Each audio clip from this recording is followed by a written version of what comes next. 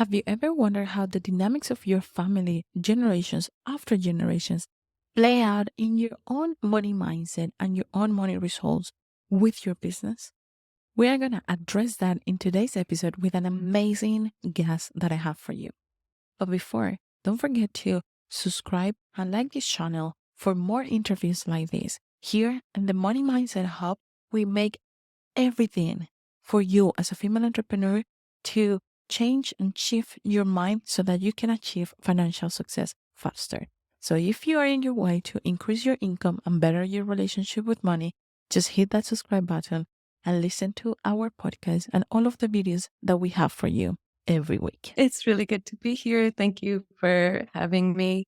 I'm so excited. For folks who are listening, my name is Meenadchi. I use she, her pronouns, and I use a couple different modalities. But when it comes to money, I use Family Constellation Therapy to help people clear out a bunch of intergenerational gunk that has to do with how or why they are not allowed to have and receive and be in alignment with money in a values-oriented way. My God, I'm already want to ask you so many questions about family constellations, but let's just start introducing to people on your story and why you came to really do this combination that is not traditional at all with money. Yeah. So my story, I think if we start in childhood, I had a good money story in childhood. I grew up in a very safe home. I, like my amma, that's my mother, was the predominant breadwinner, and she made sure everything was always taken care of for the entire family. And so in addition to having a sense of physical stability, I also saw the way that she moved with abundance in terms of there were often people staying in our house. Like it was my family's from Sri Lanka, so it was at the beginning of the war. So there were often refugees who were moving through the Bay Area in terms of just asylum journeys. So people were always over. It felt like the home was always a place where people were welcome to be and resources were meant to be used in support of the community. And I think the biggest thing that I saw my Amma do was that she never loaned anybody money. She only ever gave. So it was really this idea of work with what you have. And then when you have overflow, you can give. It's not about trying to get it back or something like that. And so I had my own life story. I went into the arts, I went into nonprofit. I got accustomed to living without a lot of money and also feeling really angry about the way systems are set up and the way there's inequity in terms of access to resources. And I began to get really angry about all of those things. And I think that for me, I think one of the very common money myths that is out there is that money is inherently evil. And I really began to believe that and really began Wow. to feel like that was true. And then I started working with some money coaches. I met some queer money coaches, some people, queer women of color who were doing magic with money. And things started to change again for me. And I started to believe some of the things that I had heard about money being a neutral entity, about money being an energetic entity that really wants to show up for us as a resource. And when some of that stuff finally started integrating with my nervous system, my own abundance started to move and flow. And then as I began to facilitate work for folks, it also began to show up there where I began to see just facilitating work for folks and then having folks come back and say that they'd had the most lucrative day in their business the day after we worked together, or that they felt like, oh my gosh, I can fight for what I believe in and I can have access to material stability, and the two are not at odds with each other. And that felt really good too. Oh my God. I want to unpack so many things of what you just said, but especially this last part when you said that your nervous system started to embody what you already heard and knew to be something different, right? This is so important. And right now, I was before jumping in this interview, I was actually recording a whole episode of the podcast about emotional regulation. It's like everything changes when you understand that your nervous system and you need to be in an emotional regulated space for you to embody what you already know with money and to give open the gates for that to change. And then you said my clients started to see that change too. I find that so fascinating because just like you, I also experienced the same.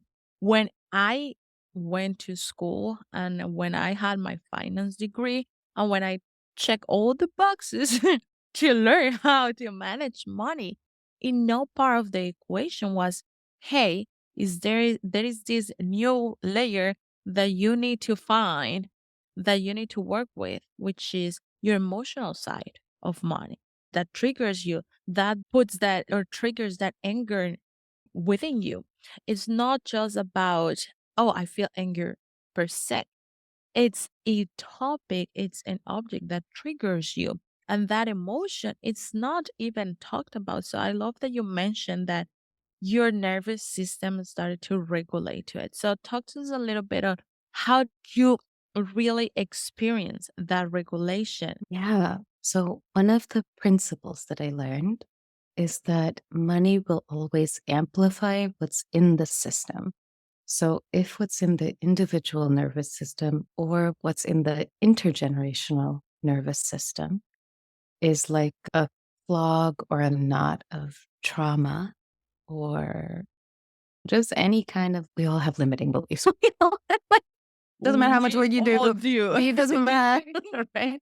So, what money does is it comes into the nervous system and then it amplifies that, right? So,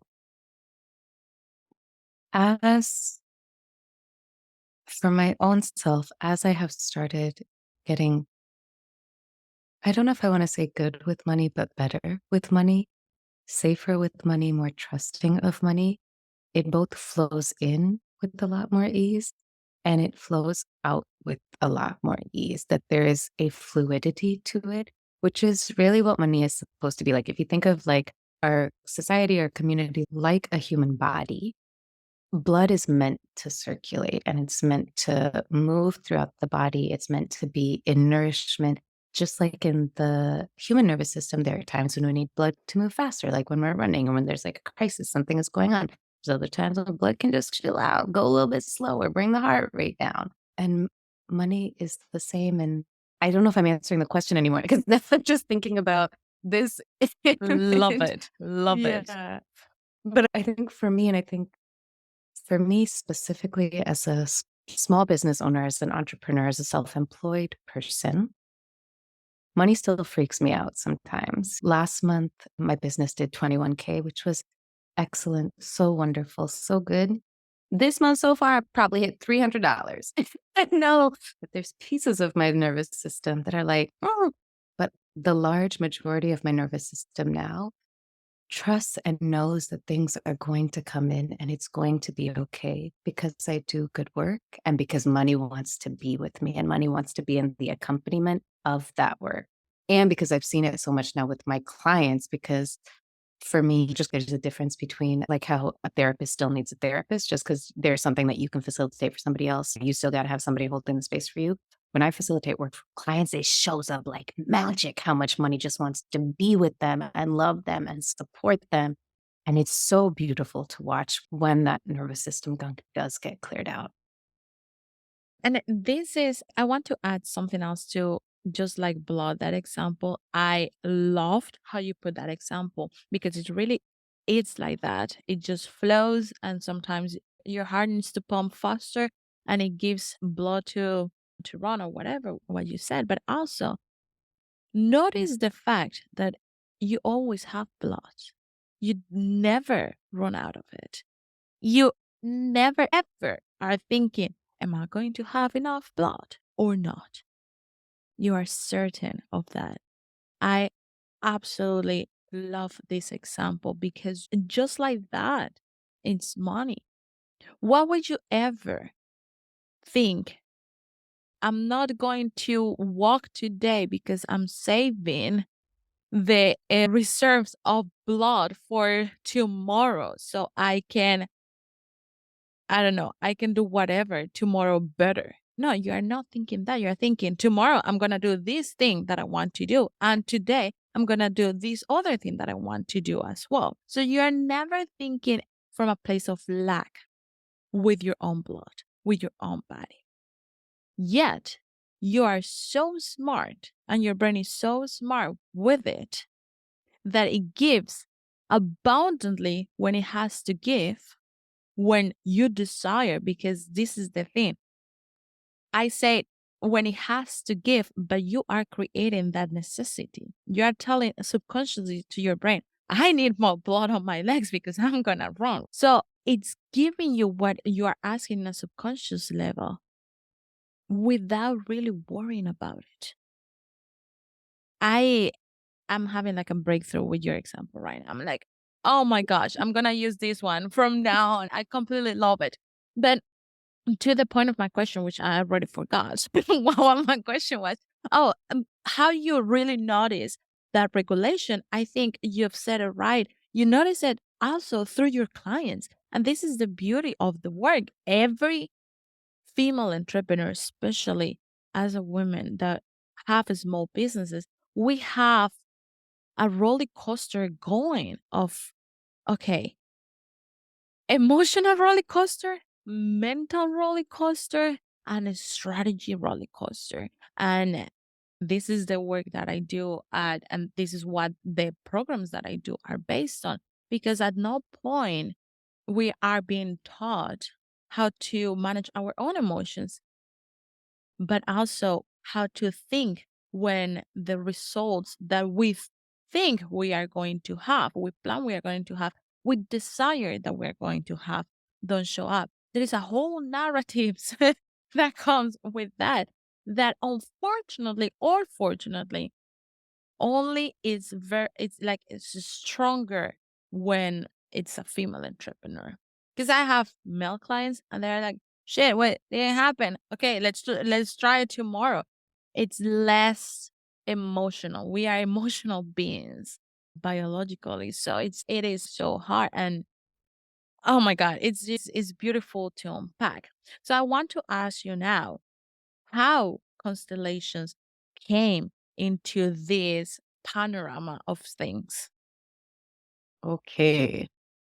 Okay. I have two, one piece, I think, and then I'm going to loop back to this question. So don't let me forget it. I was thinking about I really like the parallel that you were making about like how our body always generates enough blood and we never think about, do I need to get more blood? But we are often scrambling for more resources and for money and feeling like it's never going to be enough.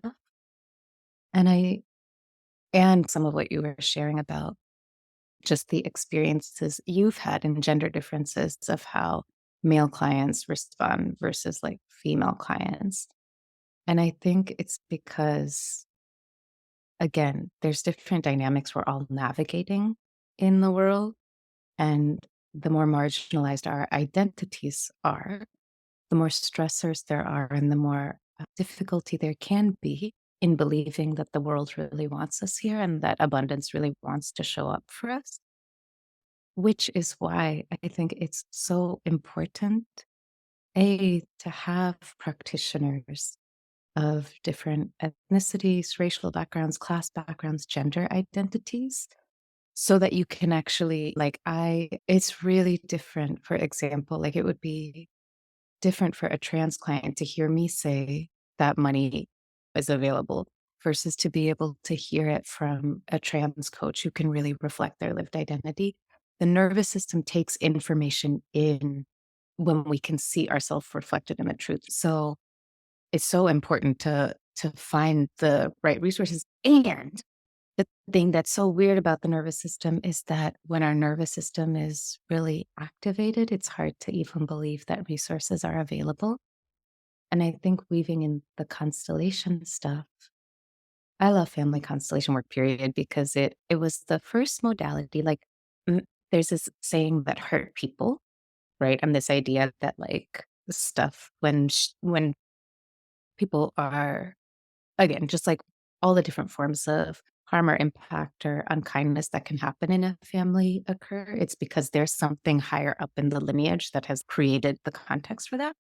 And that's like an intellectual thing. But for me, family constellation work was the first time I really felt it in my body of, oh, this really isn't about me. And there's lots of interesting loyalties. People don't, people often think that people don't often recognize the kind of like unconscious agreements that we're often carrying to, for example, remain small or not shine or not receive, particularly if we come from lineages where there have been people who haven't been allowed to safely receive or haven't been allowed to safely shine or something. And so then our unconscious loyalties keep us playing small and thinking that this is how we need to behave in order to be loyal to the lineage. Like, I'm gonna betray my ancestors if I have more than my parents never had it. Were never able to go on vacation. And so here I am planning 4 vacations a year. I'm betraying my people. And I think that's the kind of stuff that we often don't even realize is present. That constellation work really comes in and says, get that stuff out. Can we just talk about how much, and this is part of the money story that we call, right? It's part of your money story. How much subconsciously you are taking, and let me rephrase that, not how much. 90% of the things that you are taking are coming from your parents. And just like you, their 90% of the things that they do with money are coming from their parents. So therefore your grandparents, and then so on and so forth. And it just becomes this whole subconscious network of lack if you have always been on the lack and you are subconsciously walking in the lack. And when I say lack, I don't mean physical lack because that is one part of it, but I also refer to the mental lack. I come from a background with a lot of mental lack.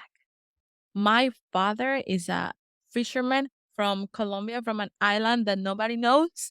And he was the first one to go out and study. All of the brothers gave up on studying so he could go to university. They took him out of the beach, his lovely beach, and they say, okay, you need to go and study. He went for university to study as an accountant.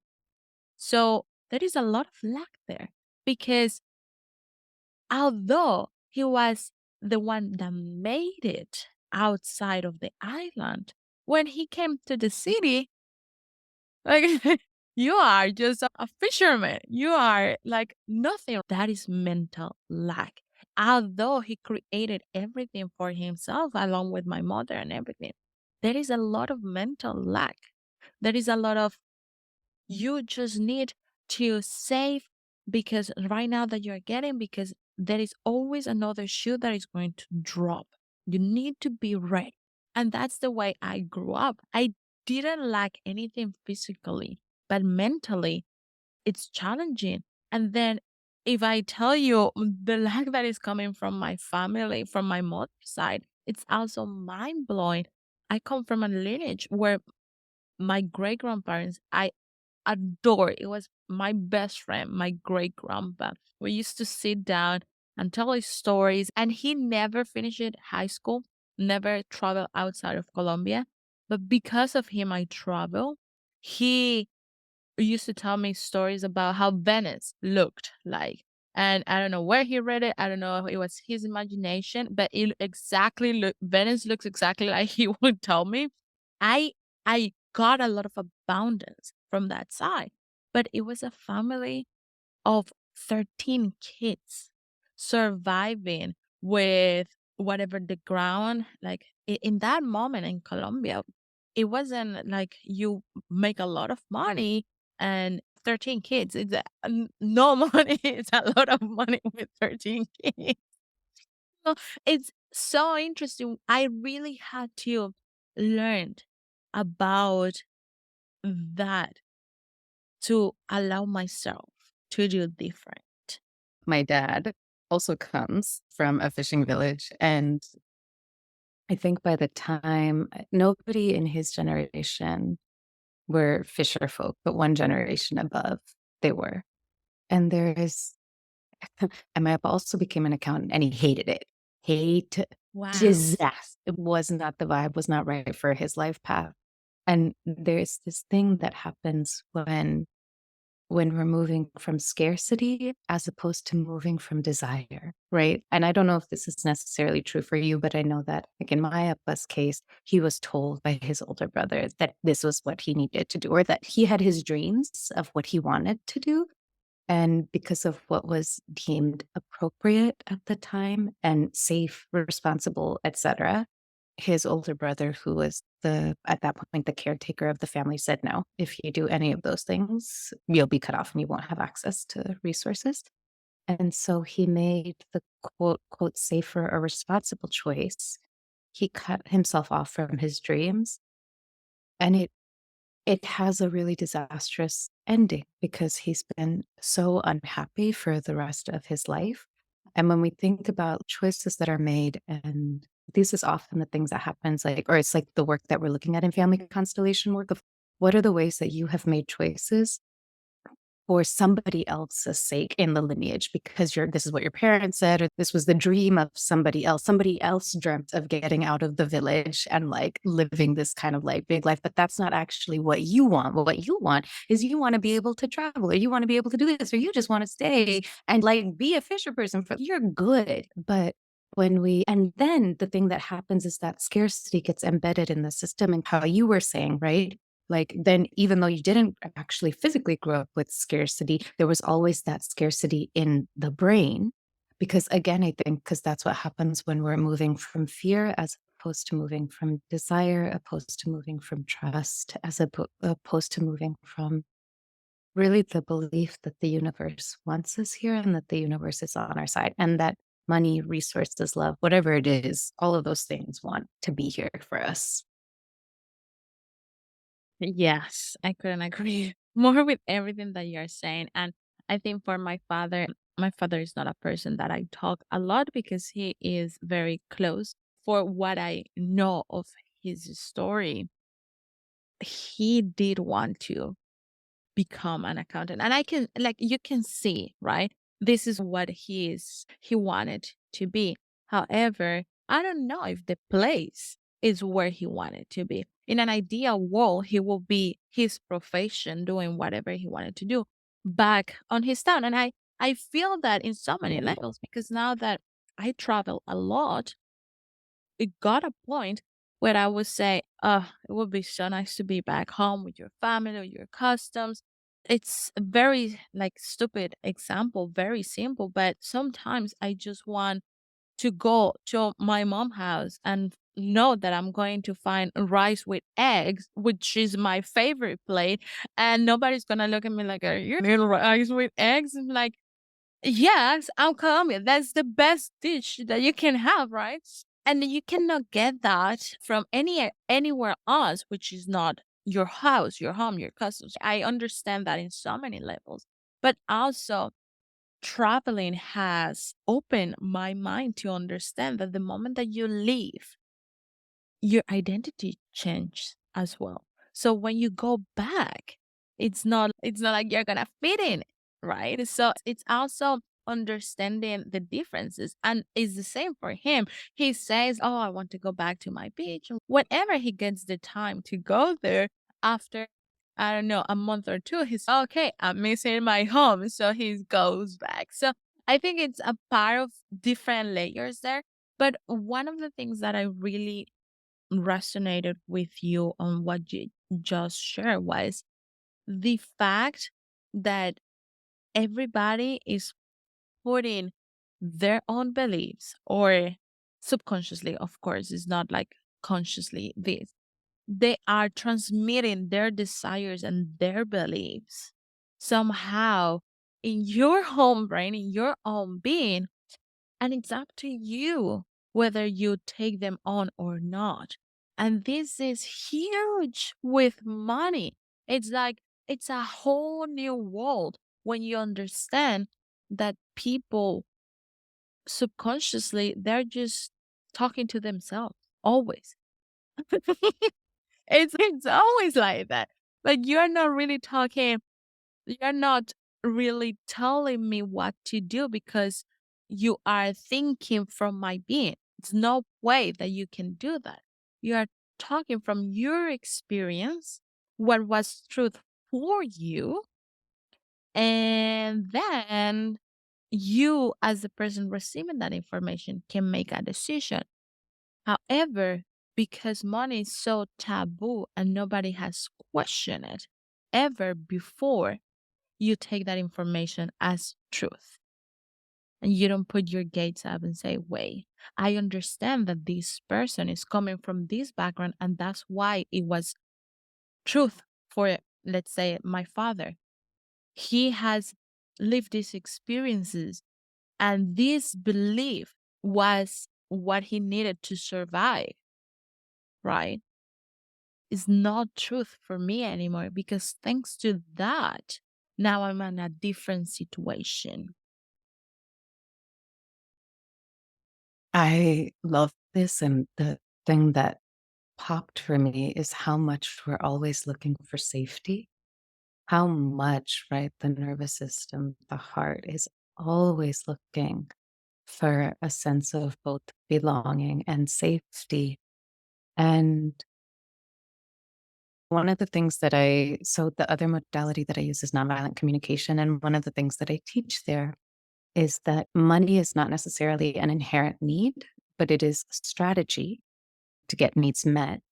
And that in our current world, it is a strategy that meets the need for ease, because in the absence of having money, what we need is relationship. And relationship takes time to build and cultivate and trust and all of that.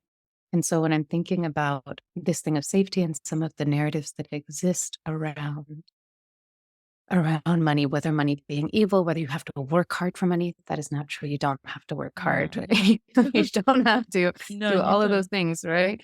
But how some of those myths get formed is because it is, I think, in some ways easier to be able to pin that on money as opposed to the time it takes to look at where did these beliefs come from?